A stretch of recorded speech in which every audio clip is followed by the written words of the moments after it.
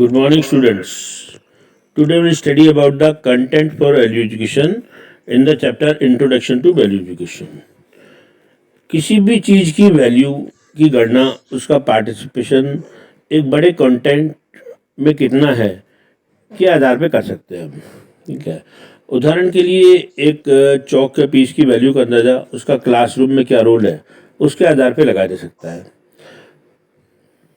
जब हम human being की वैल्यू का अंदाज़ा लगाने की बात करते हैं तो उसमें वह व्यक्ति दूसरे व्यक्तियों के साथ कैसे रहता है, उसके संबंध उन व्यक्तियों के साथ कैसे हैं, किस तरह से उन संबंधों में वो जीता है और उसका वो रोल उनको पूरा करने में कैसे खुशी का भाव महसूस करता है. ठीक है. साथ साथ दूसरे व्यक्ति की खुशी का भी ध्यान रखता है. इन सब बातों से हम करते हैं. ह्यूमन बीइंग की वैल्यू इस बात में है कि वह पारस्परिक या इंटर रिलेशंस में संतुष्टि का भाव या महसूस करना चाहिए. अच्छा, विशेष बात यह है कि उस व्यक्ति के संबंध उसके स्वयं से शुरू होकर परिवार में, समाज, देश और संपूर्ण प्रकृति और एग्जिस्टेंस तक विस्तारित होते हैं या फैले हुए होते हैं.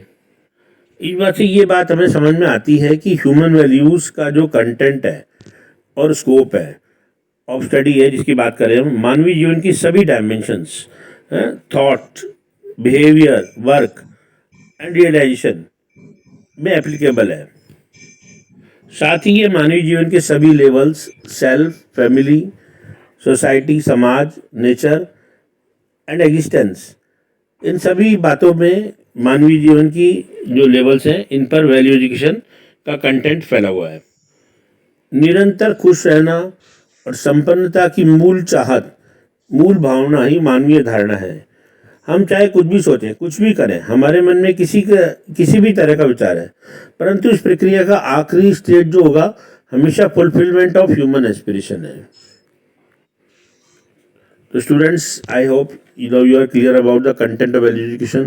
It's very widely spread, different dimensions of human being living and different levels of human being में विस्तारित है.